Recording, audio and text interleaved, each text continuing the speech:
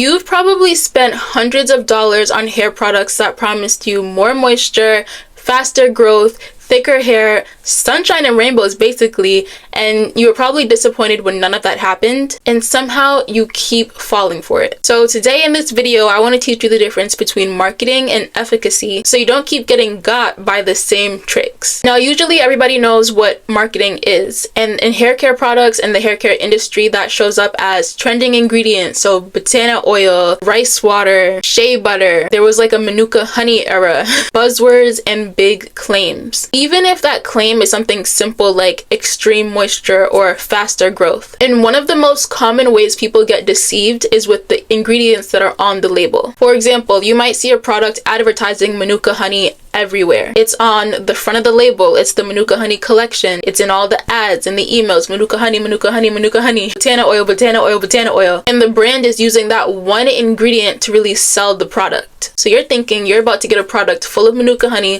full of banana oil, and it's going to work wonders on your hair. It's about to be the best thing ever. If you look at the ingredients list, Manuka honey, banana oil, the thing that they are marketing is usually like the 15th or 20th ingredient on the list. And sometimes you will see that ingredient listed after fragrance. So there's literally more fragrance, more scent in the product than the star ingredient that they are advertising. That's making you want to buy the product. Now, to be fair, not every ingredient has to be in the top 5 for it to be effective. Some ingredients, only some, are effective, really effective in small amounts. And this is basically the whole concept of marketing versus efficacy. Marketing is what gets you to buy the product.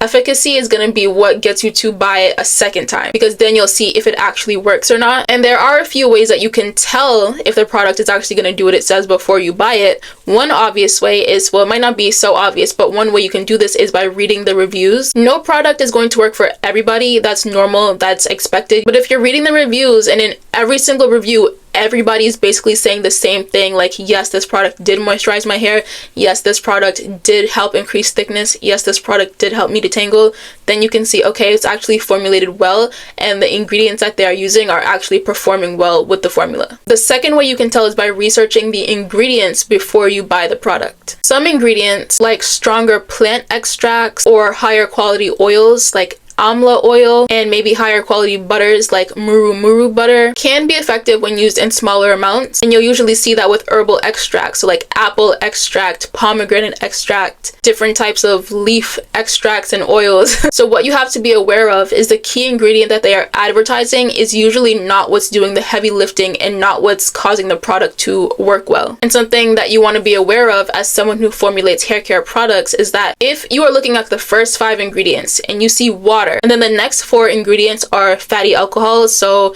that can be BTMS, which these are not bad alcohols usually. That's a whole nother video, good alcohols and bad alcohols, but we're gonna assume that all the natural hair care products are using good alcohols. And then right after the alcohols, so right after those 4 alcohols that are listed, you see expensive ingredients like babasu oil, pomegranate extract again, anything that is not typical.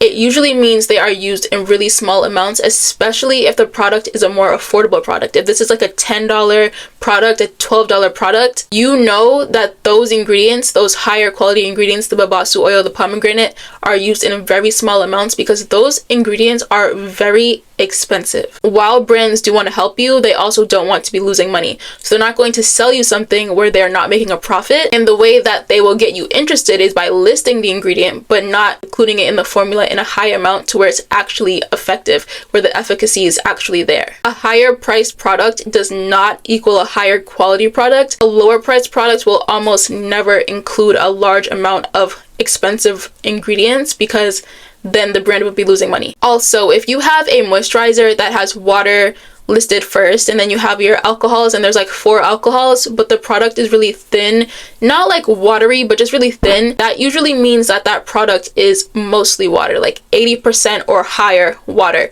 which is not really what you want in a moisturizer unless you've tried it and it works for you, because water evaporates from your hair. So if you're using a moisturizer that is mostly water, water is not going to stop the water from evaporating from your hair. So that might be why you are struggling with dryness. And that is also another clue for if the product is going to perform well, because if it's 80 to 85% water, that means everything else in the formula has to be in small percentages.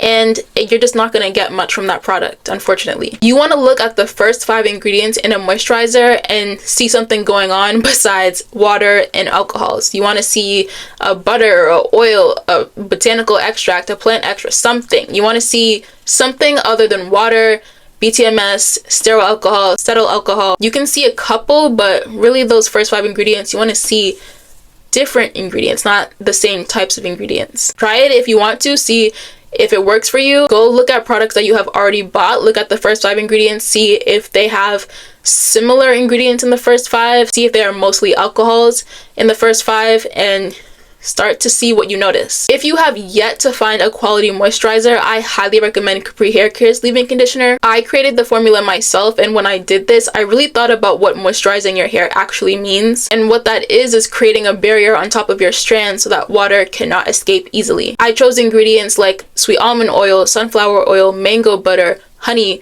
and they are all in the formula at meaningful amounts so that the leave-in conditioner actually does what it says, which is the cure for dryness. It's going to give you lots of moisture that lasts for days. And the reviews match what I'm saying. And again, like I said, most leave-in conditioners are 80% water, so water is not going to be able to create a barrier on your hair to prevent water from escaping. So you really want Capri's leave-in conditioner that was formulated well with ingredients known for creating a barrier on your hair to really seal in that water. It is the only leave-in conditioner I've been using for the last 7+ years, and my hair is thriving. I finally made it past shoulder length. I'm almost at my dream length. I need to be more consistent with trimming my hair and getting rid of damage before it starts, but we're getting there. You can find this leave-in conditioner on caprihaircare.com. I hope this video was helpful, and I will see you soon.